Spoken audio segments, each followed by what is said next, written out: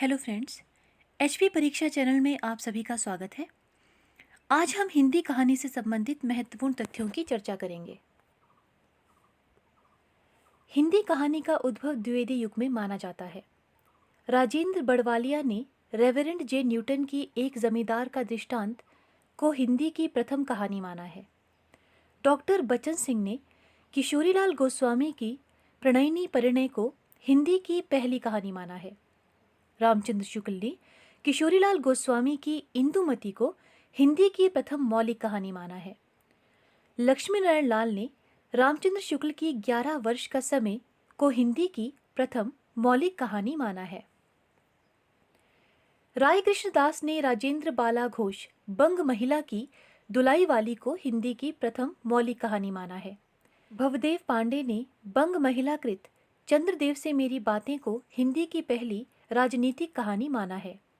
राजेंद्र यादव ने इंदुमती पर टेम्पेस्ट, जो कि शेक्सपियर की कहानी है, की छाप सिद्ध करते हुए चंद्रधर शर्मा गुलेरी की उसने कहा था को हिंदी की प्रथम मौलिक और कलापूर्ण कहानी माना है। देवी प्रसाद वर्मा के अनुसार हिंदी की प्रथम मौलिक कहानी एक टोकरी भर मिट्टी है, जिसे 1901 में माधवराव सप्रे ने लिखा था। डॉक्टर सत्यकाम ने एक टोकरी भर मिट्टी को प्रतीकात्मक कहानी माना है। नवीनतम खोज के अनुसार हिंदी की पहली मौलिक कहानी अमेरिका के पादरी रेवरेंड जे न्यूटन द्वारा लिखित एक जमींदार का दृष्टांत है। हिंदी में इनकी 2 पुस्तिकाएं हैं, एक जमींदार का दृष्टांत और राम परीक्षा। एक जमींदार का दृष्टांत कहानी पहली बार 1871 में लुधियाना से एक गुटका के रूप में 42 पृष्ठों में प्रकाशित हुई थी। इसकी प्रति ब्रिटिश म्यूजियम लाइब्रेरी में है। इसके लेखक का नाम इंडिया ऑफिस लाइब्रेरी लंदन की सूची पत्र में रेवरेंड जे न्यूटन अंकित है। इस कहानी का पुनर्मुद्रण 1909 में north India Christian text and book society से हुआ था। साहित्यिक पत्रिका वर्तमान साहित्य ने अपने शताब्दी कथा विशेषांक में एक जमींदार का दृष्टांत को पुनः प्रकाशित किया था। बंग महिला की दुलाई वाली कहानी बंग विभाजन की पृष्ठभूमि में लिखी गई है तथा इसमें स्वदेशी आंदोलन का वर्णन भी है। बंग महिला की पहली कहानी चंद्रदेव से मेरी बातें सरस्वती में प्रकाशित हुई थी। गोपाल राय के अनुसार चंद्रदेव से मेरी बातें कहानी में समकालीन वायसराय कर्जन के प्रशासन पर करारा व्यंग्य है। कुंभ में छोटी बहू कहानी में सर्वप्रथम गांव के अशिक्षित महिलाओं का वार्तालाप भोजपुरी बोली में प्रस्तुत हुआ है। दुलाई वाली कहानी हास्य रस प्रधान है। इस कहानी का ताना बाना वंशीधर और नवल किशोर नामक 2 मित्रों के मनोरंजनपूर्ण हास परिहास के धरातल पर बुना गया है।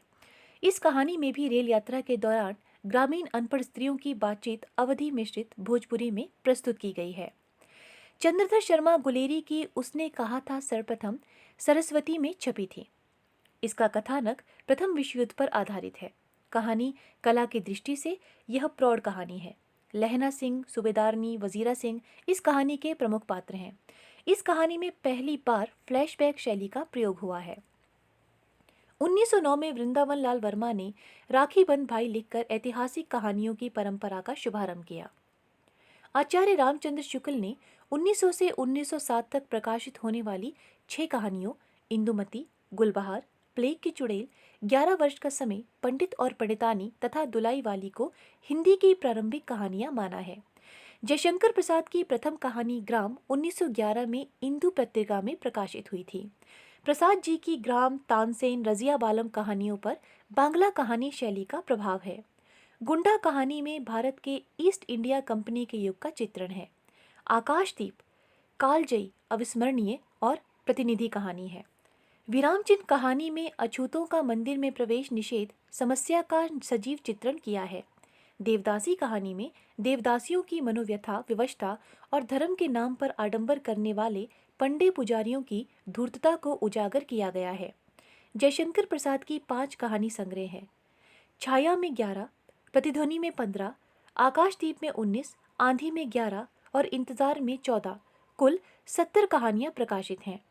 छाया प्रसाद जी का प्रथम कहानी संग्रह होने के साथ ही हिंदी का भी प्रथम कहानी संग्रह है। जयशंकर प्रसाद की अंतिम कहानी सालवती है। सुमित्रा नंदन पंत ने पानवाला, उस बार, दंपत्ति, बन्नू और अवगुंठन नामक 5 कहानियों की रचना की, जो 5 कहानियां में संकलित है। इन कहानियों में सामाजिक जीवन का यथार्थ चित्रण हुआ है।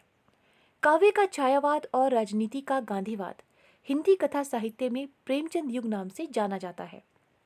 प्रेमचंद गांधीवाद को और जयशंकर प्रसाद ने छायावाद को कहानियों में कलात्मक प्रतिष्ठा प्रदान की। मुंशी प्रेमचंद की पहली उर्दू कहानी संसार का सबसे अनमोल रतन 1907 में जमाना पत्रिका में प्रकाशित हुई थी। प्रेमचंद पहले नवाब राय नाम से उर्दू में लिखते थे। उर्दू में लिखा हुआ उनका प्रथम कहानी संग्रह सोज़े वतन 1907 में प्रकाशित हुआ था। राष्ट्रीय भावना का स्वर प्रबल होने के कारण इस कहानी संग्रह को अंग्रेज सरकार ने जब्त कर लिया था। प्रेमचंद के इस कहानी संग्रह में 5 कहानियां संकलित हैं। सोज़े वतन, दुनिया का सबसे अनमोल रतन, शेख मखमूर, यही मेरा वतन है तथा सांसारिक प्रेम और देश प्रेम।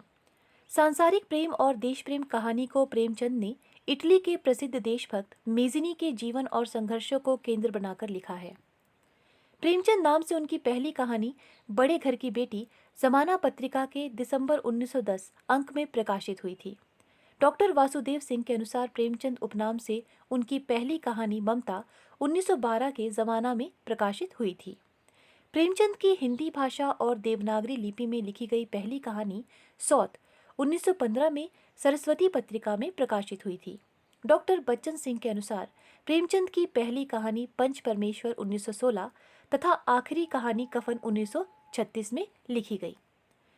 कमल किशोर गोयनका के अनुसार प्रेमचंद की पहली कहानी परीक्षा तथा अंतिम कहानी क्रिकेट मैच है। प्रेमचंद कृत ढपोर शंख, विद्रोह, रामलीला, बड़े भाई साहब, वर्णात्मक शैली, कानूनी कुमार, जादू, संवादात्मक शैली, मोटेराम शास्त्री की डायरी, डायरी शैली, दो सखियां, कुसुम, पत्रात्मक शैली की कहानियां हैं। ईदगाह चांद पत्रिका में अगस्त 1933 में प्रकाशित हुई थी। यह बाल मनोविज्ञान पर आधारित प्रेमचंद की प्रतिनिधि कहानी है। सुभद्रा कुमारी चौहान ने कुल 46 कहानियों की रचना की, जो उनके 3 कहानी संग्रह में संकलित है।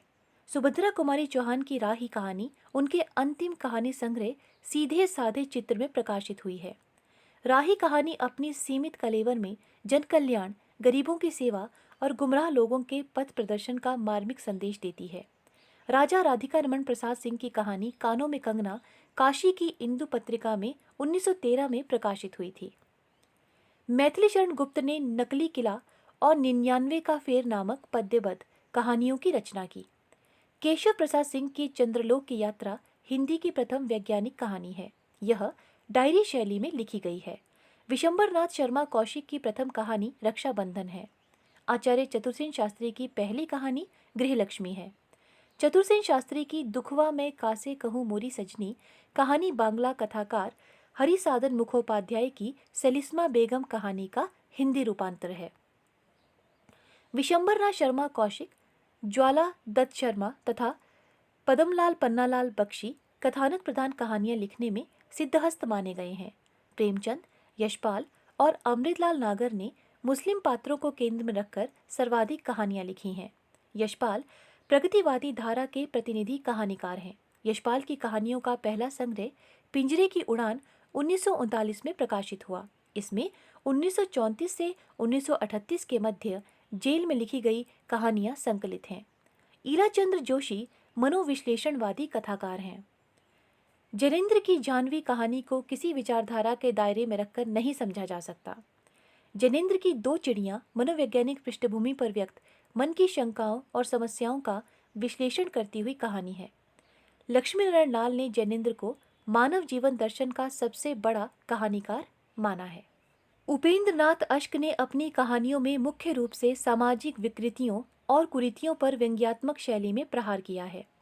रांगे राघव की कहानियों में यथार्थवादी सामाजिक विचारधारा की प्रमुखता के साथ ही स्त्री पुरुष संबंधों को नई दृष्टिकोण से विश्लेषित किया गया है। रांगे राघव की गदल राजस्थानी परिवेश में प्रेम की निगूढ़ अभिव्यक्ति की दृष्टि से हिंदी की महत्वपूर्ण चर्चित कहानी है। शिवदान सिंह चौहान ने गदल को उसने कहा था के बाद उसी स्तर की कहानी माना है।